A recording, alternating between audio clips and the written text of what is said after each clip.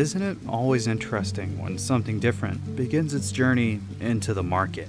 The opinions of that something will always vary between person to person as that something makes its course, but that initial spark of interest will always be what hooks us, even if it's for a mere second.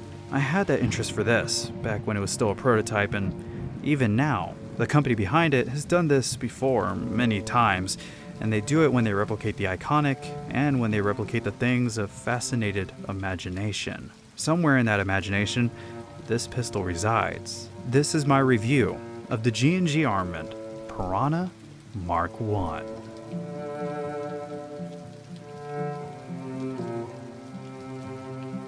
When discussing this company, either with persons knowledgeable of the game we play or not, I'm reminded of a company with possibly more pride than any other. Beginning in Taiwan in 1986, under the leadership of James Lau, Guigui, most accurately meaning unique, would rise up from their first replica, an M14, to constructing some of the most popular airsoft guns the game would ever see. This success would happen time and time again, with an example being the combat machine line that would be geared towards beginning players and the fields looking for a proper rental choice. And with the AR-P9 that was geared towards more competitive players, sparking an enormous popularity for pistol caliber carbines. G&G Armament wouldn't be afraid to show their creative side, even as their more realistic replicas would bask in the glory in their catalog. This would go on to bring new features, new accessories, and soon, entire weapons, with this pistol being just one of them.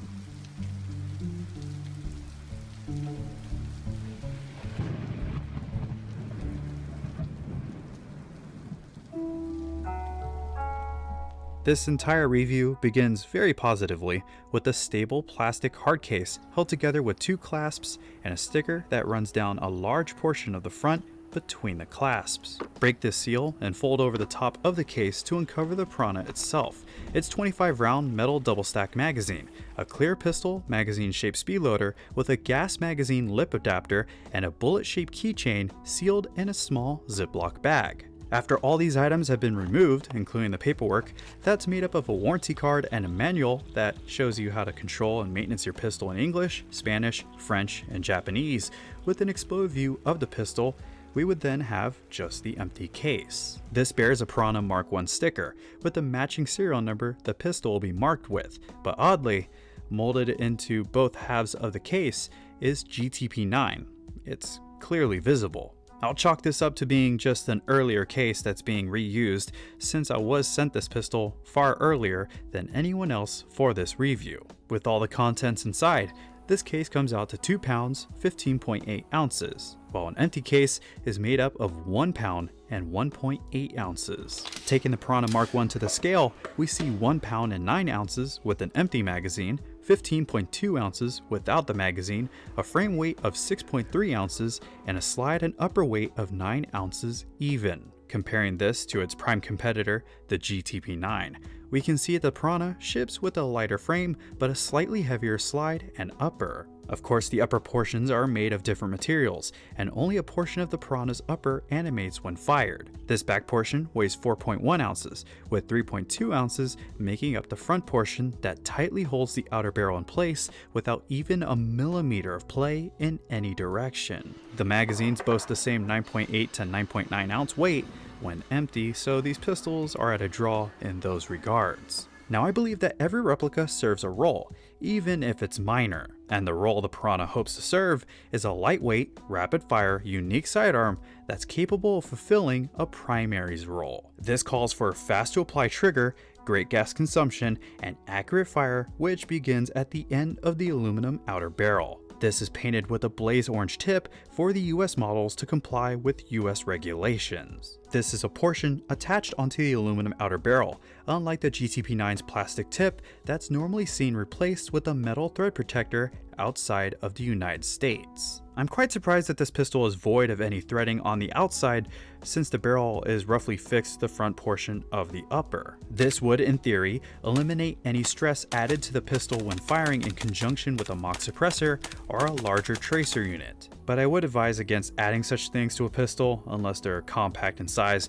but I know to list this anyway. Long story short, Don't expect to equip a Mark I Piranha with any muzzle devices unless you have an adapter. Despite this, the outer barrel wraps a brass 6.03mm Type bore inner barrel. Knowing that the slide consists of only the rear portion, you can determine that these 3 lightning cuts around the outer barrel are almost purely cosmetic. These don't help the Piranha perform any better or any worse. Looking up top, the Piranha sports a set of standard white dotted iron sights that are adjustable for windage. These sights don't glow in the dark in any way and are made of the same aluminum makeup as the slide shares. These will do the job as far as airsofters are concerned, unless you prefer a possibly upper railed model for mini optics. This is just a prototype for now.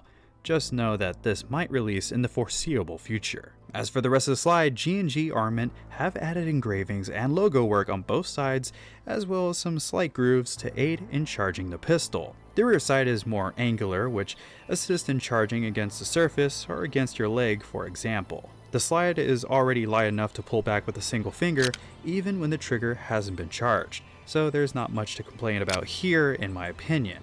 Or you could power stroke the slide when possible. I also appreciate the ability to see if the pistol is primed to fire by just looking at the back of the slide. Moving on to the polymer that's so dense that pinching it together even in the thinnest of areas doesn't lead to much bending, if any, we can see a standard 1.5" rail segment for flashlights, lasers, and other preferred attachments that will sit against an angled back flat trigger guard, unlike the GTP9 that was more squared off. The Piranha also has slight edges for your resting finger to sit on. We also receive an ambidextrous metal takedown lever and slide release to ensure that this slide will stay back when activated. The frame, just like the slide, is marked with trademarks from G&G like the Piranha logo on both sides of the grip. Then we have some manufacturing markings and an engraved personal serial number that will match with the serial number your case will have on display.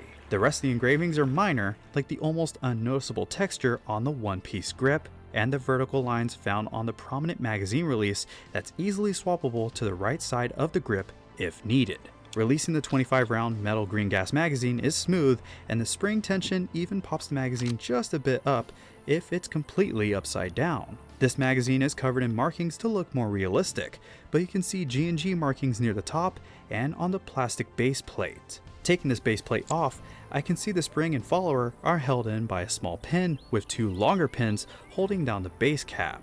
I don't fear these pins backing out since the magazine's base plate surrounds them, but do note that the base plate can shift back and forth, unlike my GTP9.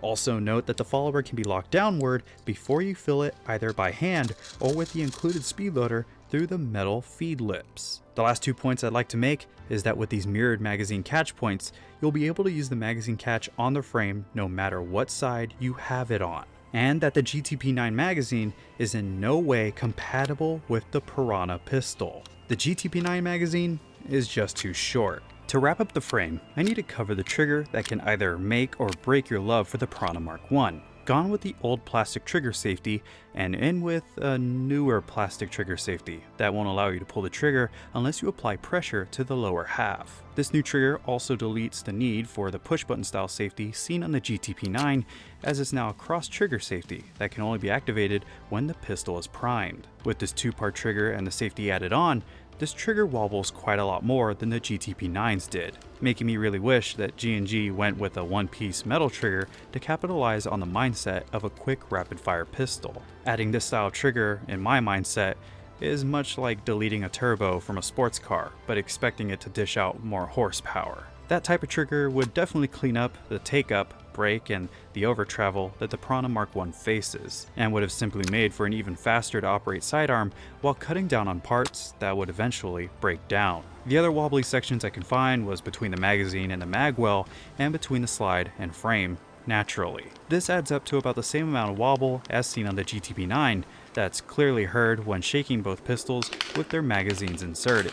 Taking the Piranha Mark I apart to its 6 main parts, I can show how seamlessly the nozzle slides inside the blowback unit. However, connected to the nozzle is something a little different. this looks like the head of a rotating bolt like you would find inside of an M4 or Desert Eagle that this in-house designed pistol partially resembles. The grooves on this mock plastic bolt head align snugly into the cutouts surrounding the static barrel for a more secure lockup before firing, which will add just a bit more inaccuracy as the barrel will remain static despite the recoil of the split slide cycling. Keep in mind, however, that this mock rotating bolt doesn't actually rotate as the pistol cycles. It's purely for aesthetics and for slightly strengthening the barrel's set position. Continuing along, the famous green G&G bucking is present around the brass inner barrel that itself sits around an aluminum barrel. But despite looking everywhere, you won't see any obvious hop-up adjuster, as it's actually the tip of this black barrel. This is where that keychain we received in the box is useful,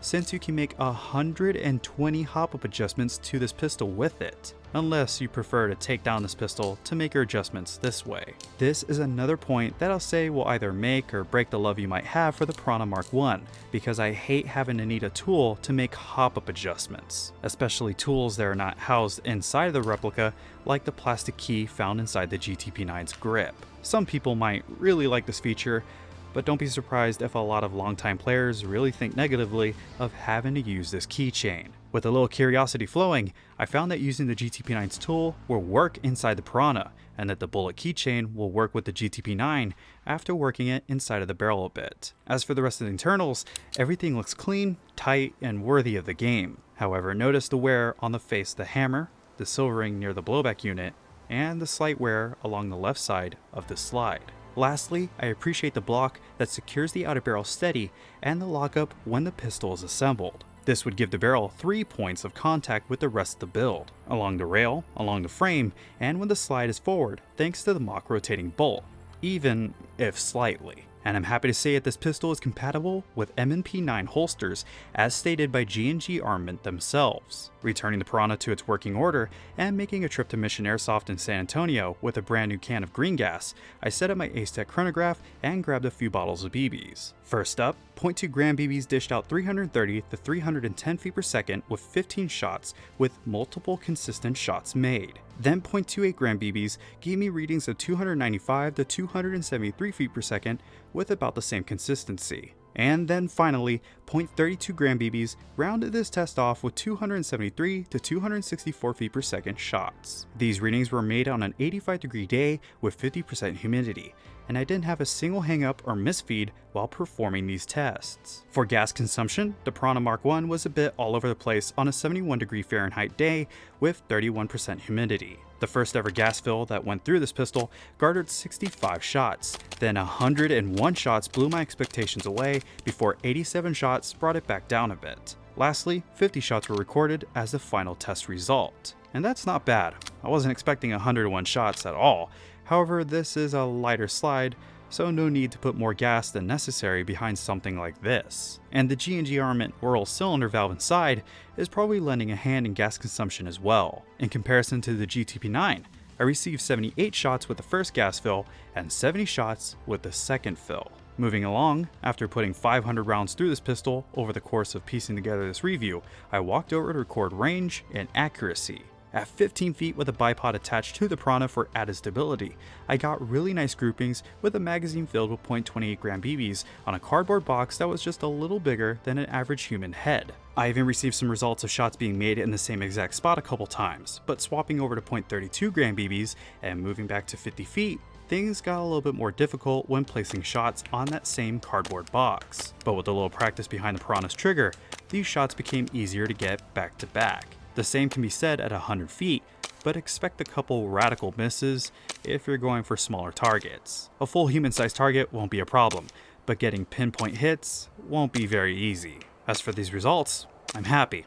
I'm not blown away, but happy, especially since this pistol can hop 0.32 gram BBs, meaning less of a need to use two different weight BBs for your primary and secondary. Returning back to the city, to my good friend Jaime in his bedroom studio, we recorded a few shots through an SM7B microphone with the Scarlett 18i20 interface running a Golden Age Pre-70-3 and a Pro VLA compressor. The first shot read at -6.22 decibels, the second spiked at -6.20 decibels, and the third shot read at -6.16 decibels. speed with precision, a standout look without an over-the-top design, even with a brushed metal or in a silver dual-tone appearance. The Piranha MK1, like anything I've ever handled, airsoft or not, is not a perfect item. A sloppy trigger, the lack of a standard threaded barrel tip, the added steps and caution to not lose a tool that's needed to adjust a key function being your hop-up, all these things can steal your journey to pursue this G&G pistol. But I argue that it can still impress. This is only the MK1, and the MK2 is still a prototype, so I'd like to see this review and the reviews, opinions, and research produced in the future on this pistol to shine a path that G&G will venture on. A venture to make this into a better in-house design, even if what negatives can be brought up seem like minor annoyances. But do these annoyances and the cons I've listed discourage you from the $150 price point? That's the real factor here, especially when these begin to stack at your local airsoft store, ready to be claimed. Either way, innovation has always been G&G Armament's path for excellence, and I hope that it'll continue that way for many, many more years to come. I hope you enjoyed this deep dive into the newest pistol release from G&G Armament. Everything has a story to tell, and I hope it did the Piranha MK1 some justice. I also hope that I answered all your questions that you might have about the sidearm, but if not, then please feel free to ask them down below in the comments. It takes quite a lot of time to make these reviews, so if you enjoyed yourself, then why not hit that like button or share this review with a friend. Or you can even become a member of the channel, which will directly support everything that I do for USAirsoft, and I appreciate anyone who looks into this. I would also like to thank G&G Armament for sending me this pistol in advance to write my essay on it. A link to their website and to the Airsoft GI website when they begin selling the Piranha will be linked down below in the description. And I'd also like to thank you for watching, as well as all these people who've donated in my last live stream. All these people do a lot for me, and I want to make sure that they're recognized for that. But until that next video drops from the city of San Antonio, this has been Scott Hollenbeck, and I will be sure to see you all next time.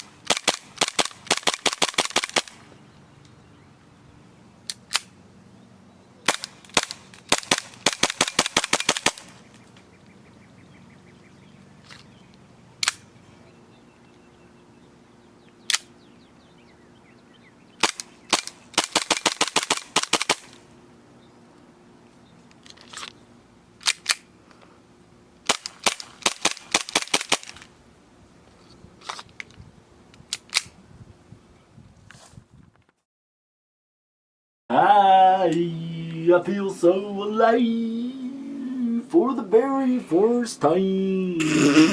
I can't deny you. I feel so alive. I feel so alive.